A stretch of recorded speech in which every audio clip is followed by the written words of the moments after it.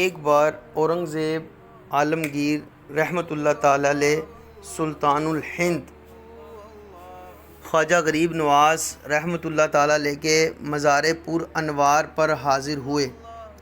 احاطے میں ایک اندھا فقیر بیٹھا صدا لگا رہا تھا، یا خواجہ غریب نواز رحمۃ اللہ تعالی علیہ آنکھیں دے دے۔ آپ نے اس فقیر سے دریافت کیا، بابا کتنا عرصہ ہوا آنکھیں مانگتے ہوئے؟ بولا، برسوں گزر گئے مگر مراد پوری ہی نہیں ہوتی۔ فرمایا، میں مزار مبارک پر حاضری دے کر تھوڑی دیر میں واپس آتا ہوں، اگر آنکھیں روشن ہو گئیں تو بہت خوب، ورنہ قتل کروا دوں گا۔ یہ کہہ کر فقیر پر پہرا لگا کر بادشاہ حاضری کے لیے اندر چلے گئے۔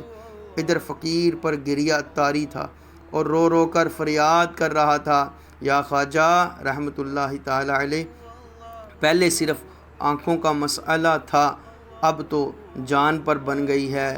اگر آپ رحمۃ اللہ تعالی علیہ نے کرم نہ فرمایا تو مارا جاؤں گا۔ جب بادشاہ حاضری دے کر لوٹے تو اس کی آنکھیں روشن ہو چکی تھیں۔